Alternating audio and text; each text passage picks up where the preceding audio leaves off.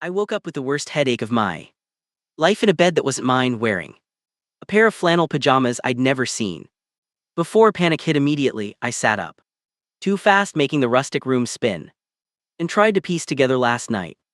My best friend Maya's wedding in some tiny town in the middle of nowhere. Drinks, lots of them, a barn reception. With a surprisingly good band, dancing. More drinks and then nothing. Complete blackout, my hand felt heavy. Massive silver ring with an intricate turquoise inlay was on my left ring finger. It wasn't costume jewelry, it was heavy, authentic, the kind of piece that felt like it had a history. The bedroom was cozy but large, with exposed wooden beams and a wide window overlooking rolling hills and a sprawling ranch. This wasn't a hotel room, this was someone's home. I stumbled out of bed and tried the door. Unlocked, the hallway beyond was all polished wood and Western art. Hello. My voice came out scratchy. Is anyone here? Good morning, Mr. Thorne. An older woman with a kind face and a faded apron appeared from what looked like a kitchen. Mr. Thorne asked me to make sure you had everything you needed when you woke up. He's out on the porch. Mr. Thorne, no, there's been a mistake. I'm Alex Chin. I don't know who Mr. Thorne is, but it's not me. Her expression didn't change. Perhaps you should speak with Wyatt. He'll explain everything. I followed her gesture toward the front of the house, my head pounding, my memory a complete blank. On the wide wooden porch, sitting in a rocking chair with a cup of coffee, was a cowboy who looked like he'd been carved from the American West itself. He was tall and powerfully built, with dark hair, sharp features, and an air of quiet confidence on his head, shading his eyes from the morning sun was a dark brown cowboy hat. He looked up as I approached, and his dark eyes assessed me with a calm intensity that made my skin prickle. Alex, good you're awake. How's your head? How do you know my name? Who are you, and why is your housekeeper calling me Mr. Thorne? I stayed near the doorway, ready to run. Because that's your name now, at least legally, he said, his voice a low, steady rumble. He sat down his coffee and stood, moving with an easy grace. I'm Wyatt Tor, and according to the county clerk, we got married last night. The porch tilted. That's not funny. I didn't get married. I was at my friend's wedding reception. Let me show you something. He pulled out his phone and brought up a video. It showed me, definitely me, wearing my suit from the wedding, but with the tie loosened, standing next to this man in front of a justice of the peace. I was laughing, stumbling slightly and clinging to his arm. The video, me was kissing him enthusiastically while someone in the background cheered. No, that's not. I wouldn't, but it was clearly me. Blackout drunk and apparently ecstatically happy about getting hitched to a complete stranger. You were very enthusiastic, he said matter-of-factly, kept saying you'd always wanted a cowboy and that this was the most romantic thing that had ever happened to you. I stared at the ring on my finger. This isn't real. We can just get it annulled. It's not legal if I was too drunk to consent. Actually, the law in this state is pretty permissive about it, as long as you could stand and say I do, which you clearly could. The marriage is legal and binding. He crossed his arms. But you're right, we could get it annulled. That's actually why I brought you here. We need to discuss terms. I just want to undo this and go home. It wasn't entirely a mistake. His expression remained neutral. I needed to get married quickly for family reasons. Legitimate marriage to someone from outside this town. You were willing and perfect for my purposes, so I took advantage of the opportunity. The casual admission made my blood run cold. You deliberately married a drunk stranger for family reasons. That's predatory. Call it what you want. The marriage is legal, and now I need you to stay married to me for the next 6 months. Publicly, convincingly. In exchange, I'll compensate you generously and ensure the annulment happens smoothly. Once the arrangement is no longer needed. You're insane. I'm not staying married to you. I don't even know you. You know my name. You know I own this ranch. That's all you need to know. For now, he gestured to a folder on a small table. This is a prenuptial agreement my lawyer drew up this morning. It outlines the terms. You stay married to me for 6 months, make public appearances as my husband, and convince anyone watching that we're a genuine couple. In return, you'll receive $100,000. $100,000.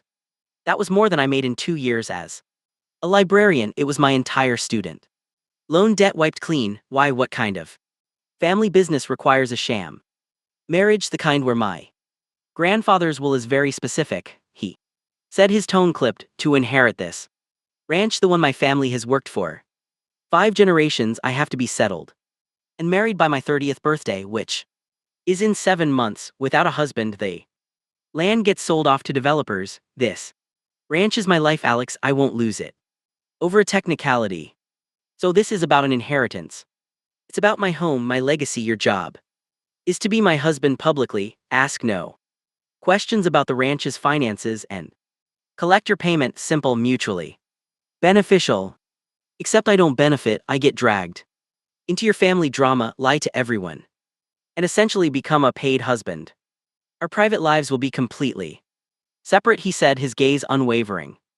Separate bedrooms, no physical intimacy is required or expected. You're simply playing a role, but if you refuse, you'll spend months dealing with my legal team, making the annulment as difficult and public as possible, and you'll walk away with nothing. Your choice. It was coercion. I was a guest who couldn't leave, being offered a deal I could barely refuse. $100,000 would change my entire life. And what was the alternative? A messy, expensive legal battle against a man who clearly had resources I couldn't imagine. I need to think about this, I said, collapsing into a chair. You have 24 hours. He stood, his presence filling the porch. Your clothes from last night are being cleaned. I had some things brought in for you. Feel free to explore the ranch, but don't leave the property until you've made your decision. After he left, I found my phone and saw a dozen missed calls from Maya. I called her back immediately. Alex, oh my God, where are you? You vanished from the reception. I'm okay. This is going to sound insane, but I think I got married last night. Silence. Then what? There's a ring on my finger, a video, and a very intense cowboy claiming we're legally married. He wants me to stay married to him for 6 months to secure his inheritance, and he's offering me $100,000. More silence. Okay, that's kidnapping. Call the police and tell them what? That I got drunk, married, and now my legal husband won't let me leave his ranch until I sign a contract. He's right. Alex, this is insane. You can't seriously be considering this. $100,000. Maya, my student loan's gone, a down payment on a place of my own. It's security I've never had, but she was right. It was a crazy, dangerous idea. I spent the rest of the day wandering the ranch, a sprawling, beautiful property. That was clearly a massive operation. That evening, Wyatt and I had dinner at a large wooden table in the main house. Have you made your decision? He asked. I have questions. First, what does being your husband actually entail? Attending town events with me, a few family dinners, the occasional community barbecue act. Affectionate, hold my hand, let me put my arm around you. So the story that we had a whirlwind romance and couldn't wait to get married, and in private. We're roommates, polite, cordial, but we maintain our distance. We live our own lives within the same house. What about my job? I'm a librarian in the city. I have to be back at work. You'll have to take a leave of absence. Tell them it's for personal reasons. The money I'm offering more than covers your lost wages. He leaned forward. Alex, this is my last offer. I need you to understand.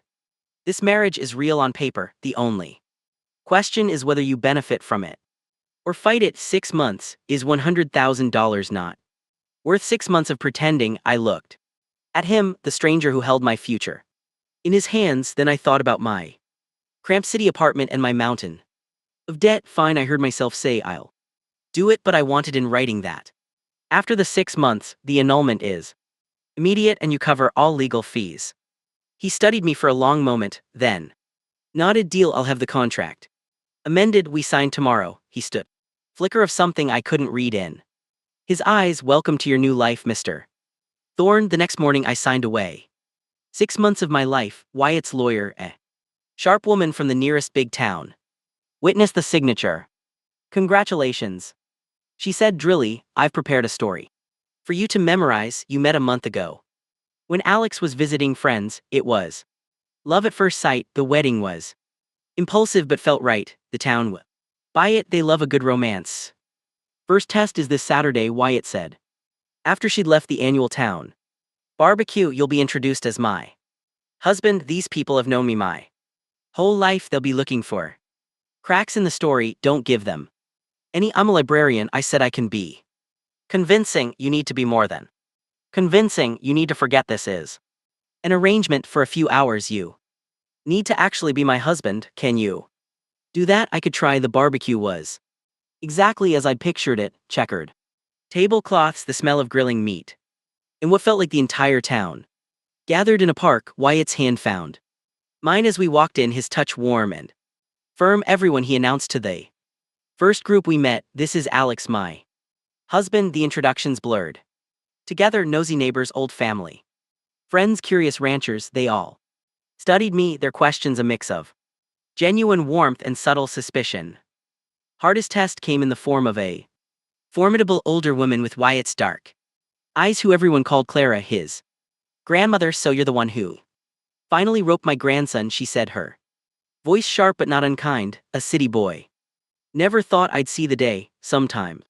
You just know, I said, repeating a line from the script. Hoff, love at first sight is for romance novels, marriage is about work, about weathering storms. This ranch has seen plenty of storms. Are you strong enough to stand by him when a real one hits? I am, I said, meeting her gaze. I love your grandson, and that means I'll do whatever it takes to be part of his life and support him.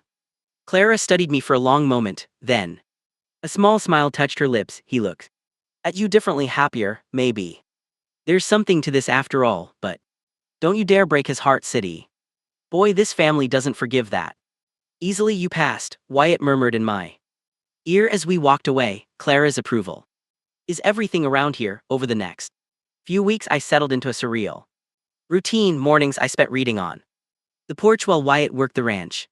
Afternoons he started teaching me about his world. He taught me to ride a horse, my initial awkwardness turning into a clumsy competence. I helped him mend a fence, feeling the satisfying ache of physical labor for the first time in years. We'd have dinner together, the conversations shifting from polite logistics to genuine discussions about our lives, our dreams, our pasts. It felt dangerously close to a real relationship. He was kind, patient, and deeply passionate about his land and his heritage. I found myself admiring him, and then to my horror, actually liking him. You're getting good at this, he commented one evening after a family dinner where I'd effortlessly recounted our love story to his visiting cousins. You barely even hesitate anymore. It's just a role, I said quickly, trying to reestablish the boundary. That's the arrangement. Is that all it is to you? He asked, his expression unreadable under the brim of his hat. Just a role.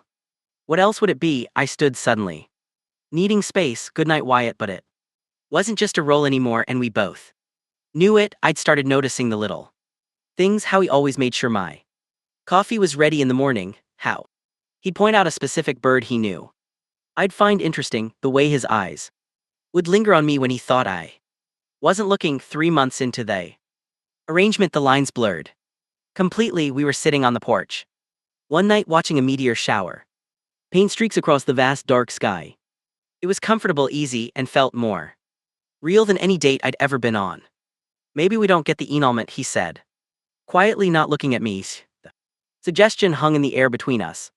What are you saying? I'm saying somewhere in the past 3 months this stopped feeling like an arrangement for me. At least he finally turned to face me. I didn't plan for this, Alex, but I've developed feelings for you, real feelings, and I think maybe you have too. He was right. That was the terrifying part. Somewhere between the fake handholding and performed affection, I'd started to fall for the quiet, steady cowboy. This is a terrible idea, I whispered. We make no sense. I'm a city librarian, you're a rancher. Our worlds are completely different. They're not so different, he said, moving closer. We both value loyalty, hard work, a quiet life. You've brought something to this ranch, a lightness I didn't know it was missing. You've made me better, Wyatt. Just think about it, he said. That's all I'm asking. Our fragile new reality was shattered. The following week, a man named Peterson, a rival rancher who had always wanted Wyatt's land,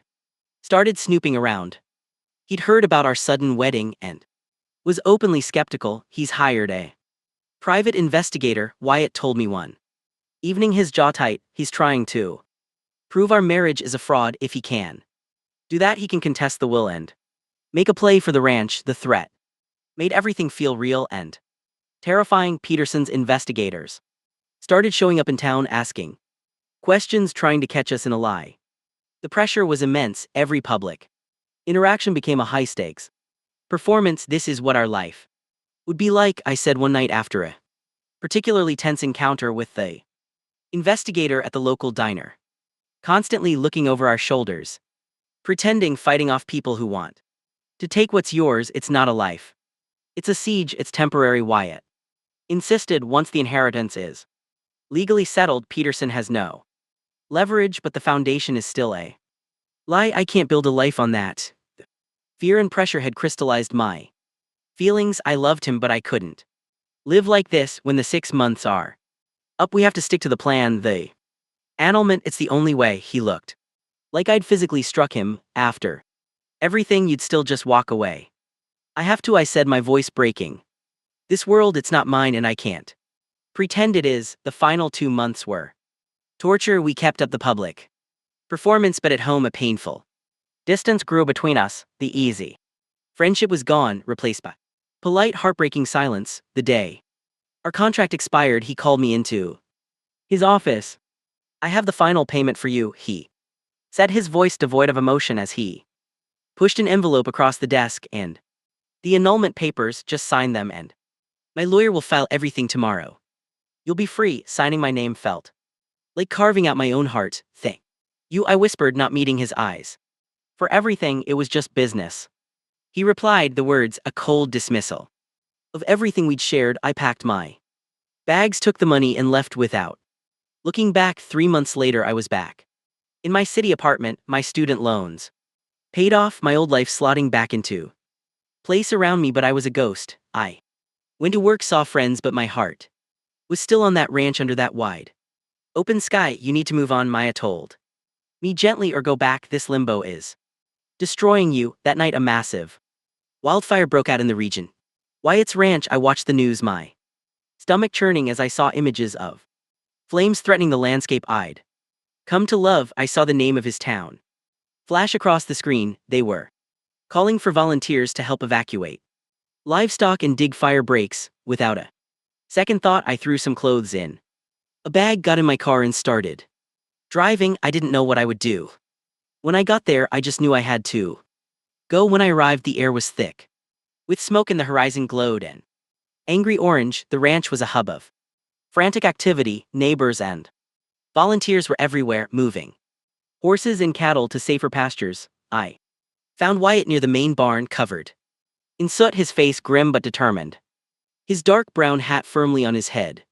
He froze when he saw me. Alex, what are you doing here? I saw the news, I said, my voice thick with emotion. I couldn't, I had to come. Your grandmother said a real marriage is about weathering storms. This looks like a big one. In for a long moment, he just stared at me, then he crossed the distance between us and pulled me into a fierce, desperate hug. I thought I'd lost you, he breathed into my hair. You haven't, I said, clinging to him. I was an idiot. I was scared. I love you, Wyatt. I don't care about the lies or the inheritance or any of it. I just care about you and this place and us. We worked side by side for the next 2 days, along with the entire community, fighting to save the ranch. We saved the house and the barns, though we lost some of the outlying pastures. In the smoky aftermath, standing on the porch of the home we had almost lost, Wyatt turned to me. I never filed the papers, he confessed. The annulment, I couldn't do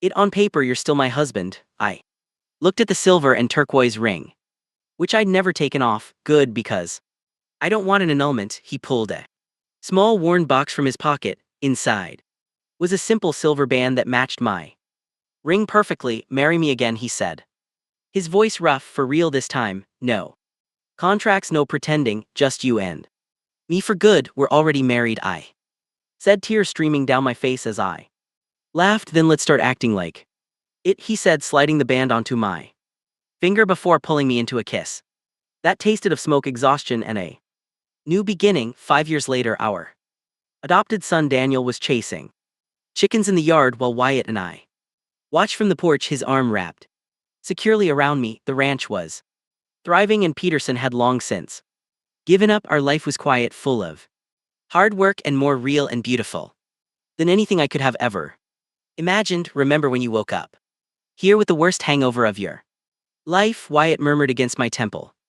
Vaguely, I teased, something about a cowboy, a contract, and a ridiculous amount of money. Best drunk decision you ever made? No, I said, leaning into him and watching our son trip and fall, only to get right back up again. Laughing, the best decision I ever made was driving back into the